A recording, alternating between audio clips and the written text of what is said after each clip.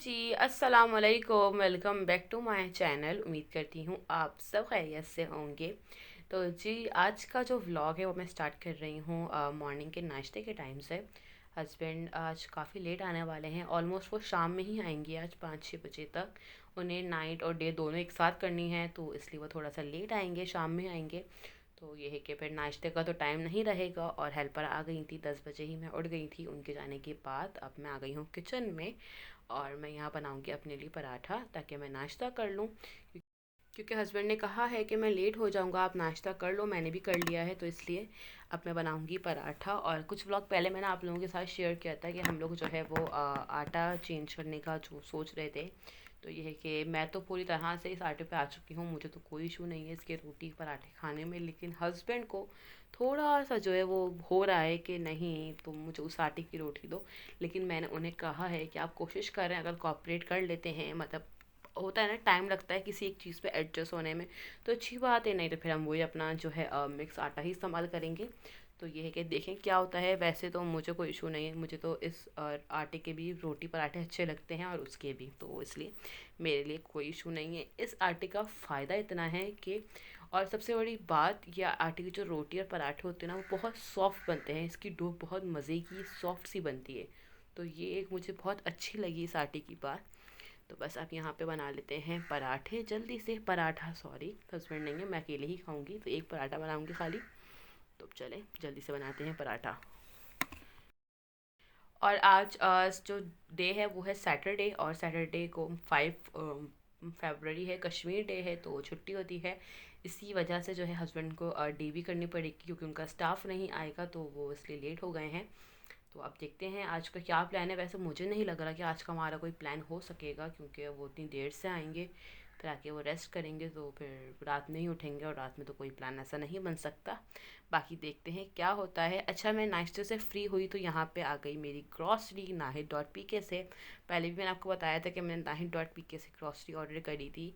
तो यहाँ पे वो आ गई है, ये लिस्ट है। मैं जल्दी से लिस्ट को चेक करूँगी, फिर ग्रॉसरी ओपन करते हैं और अब देखते हैं। और आप कैंडी को देख लें, मेरे घर में कोई भी पार्सल आ जाए, कोई बॉक्स आ जाए, कैंडी नहीं छोड़ती। कोई भी न्यू चीज़ आती है ना, तो कैंडी को फ़ौरन उसके पास आना होता है, उसे सूंघना होता है। ये आई थिंक हर पेट की आदत होती है।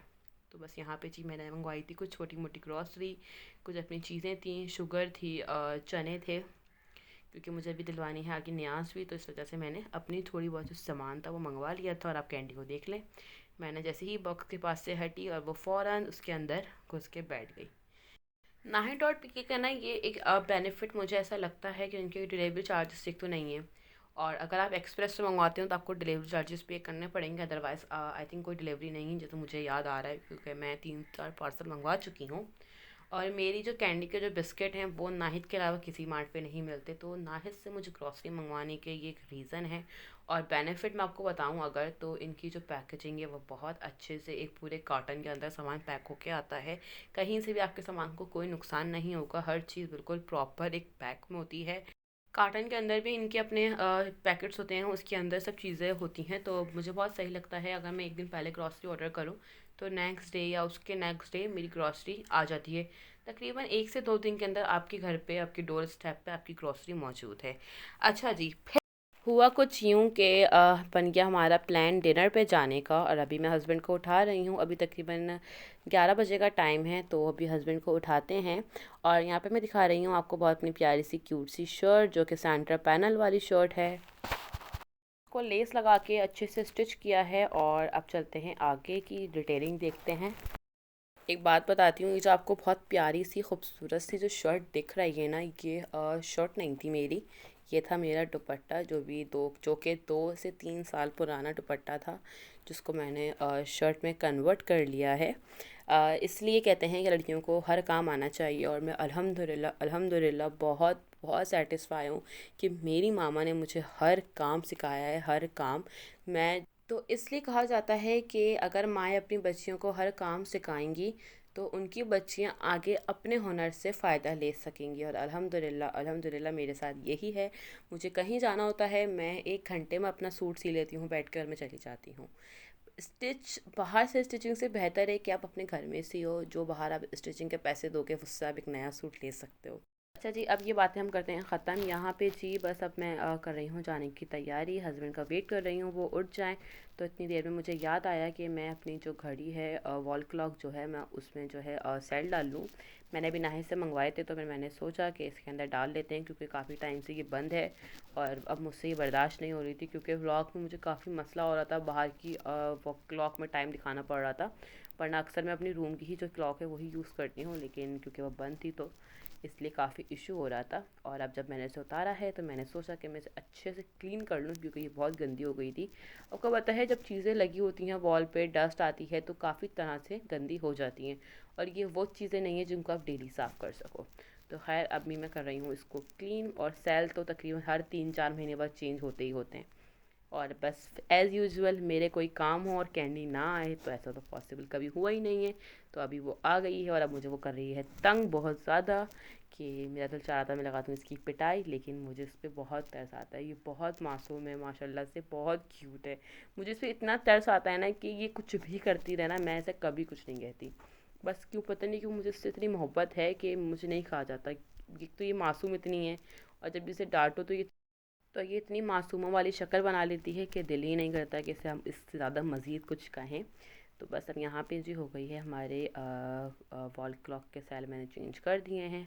और अब मैं यहाँ पे कर लेती हूँ टाइम सेट। अभी तकरीबन 11:30 बज रहे थे, और कैंडी अभी नीचे स्क्वाच टेप से खेल रही थी। जैसे ही उसने देखा कि मैं वॉल क्लॉक लेके बैठी हूँ तो वो फ़ौरन आ गई। अब जी यहाँ पे ये देखें आप, मैंने टाइम भी सेट कर दिया है और 11:30 बज रहे हैं। तो अब चलते हैं और इसे लगाते हैं वॉल पे, और फिर एक दफ़ा हस्बैंड को भी उठाते हैं। हस्बैंड ने मुझसे कहा था कि आप रेडी हो जाओ, तो फिर आप मुझे उठा देना, और मैं अभी तक रेडी नहीं हुई हूँ। मैं ऐसे ही घूम रही हूँ अभी, बस रेडी होने में क्या टाइम लगेगा, और डिनर पर तो जाना है। कैजुअल डिनर है तो इतना ज़्यादा उसमें वो होगा नहीं, तो मैंने कहा बस मैं नॉर्मल से कपड़े निकाल लिए थे मैंने जो सिए थे, अभी आपको मैंने दिखाई थी शर्ट, तो मैं वही पहन लूँगी। अब एक दफ़ा और हस्बैंड को उठाते हैं, वो बहुत बेखबर सो रहे हैं, और फिर हो जाती हूँ मैं रेडी। यहाँ पे जी मैं हो गई हूँ रेडी। मैंने अपनी जो शर्ट थी उसको मैंने कैरी किया है विद ब्लैक स्ट्रेट ट्राउज़र। ये भी मेरे पास न्यू स्टिच ही रखा हुआ था, पता नहीं कब इन्होंने स्टिच किया था, मुझे ये याद भी नहीं है। और आप देख सकते हैं शर्ट दुपट्टे से शर्ट जब ट्रांसफॉर्मेशन हुई तो कितनी अच्छी लग रही है। यहाँ पे जी फाइनली हस्बैंड उठ गए हैं, और अब हम लोग जा रहे हैं बाहर। तो चलते हैं बाहर, लेट्स गो, देखते हैं कहाँ जाते हैं, कोई हमें खाना देगा भी या नहीं। यहाँ पे जी जब हमें पता चला कि हम, क्योंकि हमें निकलते हुए 12:30 हो गए थे रात के, और ऑब्वियस सी बात है कोविड की वजह से रेस्टोरेंट जो हैं वो सब जल्दी बंद हो जाते हैं, लेकिन हाईवे एक ऐसी जगह है, सुपर हाईवे, वहाँ पे आपको रेस्टोरेंट ओपन मिलते हैं रात 2 बजे तक। तो फिर हम वहीं जा रहे हैं, और बाइक पे हम पहुँच गए हाईवे डिनर करने के लिए। हस्बैंड का मूड था हांडी खाने का, और मेरा था कबाब खाने का। वैसे मैंने हस्बैंड को यही कहा था कि मैं घर में जो है चिकन का कौरमा बना लूँगी और हम लोग डिनर कर लेंगे, लेकिन क्योंकि उनका मूड हांडी का था, वो और वो मुझे कब से बोल रहे थे हांडी का, कब से मतलब लिटरली 20 to 25 डेज़ हो गए उन्हें बाहर की हांडी खानी थी। तो फिर अब हम आ गए हैं कसरे सुल्तान, ये हाईवे का पहला रेस्टोरेंट है जो सबसे पहले हमें मिला। तो हम यहाँ पे आ गए हैं और चलते हैं अंदर, और मैं दिखाती हूँ आपको कि ये कितना खूबसूरत बना हुआ है। इतना अच्छा यहाँ का इन्वायरमेंट था, इतना सुकून, इतना पीस। या तो इसलिए था कि हम लोग काफ़ी लेट आए थे, हमें पहुँचते हुए तकरीबन 1 बज गए थे रात के, तो कम था रश यहाँ पे, लेकिन बहुत अच्छा बना हुआ था, बहुत मतलब अच्छा इन्वायरमेंट था।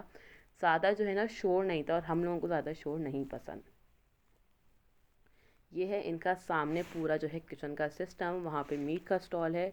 ये बिल्कुल फ्रेश मीट काट के ही यहाँ पे चीज़ें बनाते हैं। और अब देखते हैं इनका मेन्यू। और इस रेस्टोरेंट की सबसे अच्छी बात अगर मैं आपको बताऊं, वैसे तो मुझे नहीं पता कि शायद ये मेरे साथ कोइंसिडेंस हुआ है या होता ही वहाँ पे यही है। इस रेस्टोरेंट का जब हम मेन्यू देख रहे थे तो एंड में बिल्कुल जाके लिखा हुआ था कि आपको 13% जीएसटी टैक्स पे करना होगा, जो कि अब आजकल हर रेस्टोरेंट में हम पे करते हैं। तो हमें था कि ठीक है हम 13% जीएसटी टैक्स पे कर देंगे, लेकिन जब बिल हमारे हाथ में आया तो उस पर जीएसटी टैक्स नहीं लगा था। तो हो सकता है कि कोइंसिडेंस हो हमारे साथ, या यहाँ पे जी सबसे पहले आ गई है हमारा स्टार्टर। हमने मंगवाई थी मायो गार्लिक फ्राई, जो कि बहुत मज़े की थी।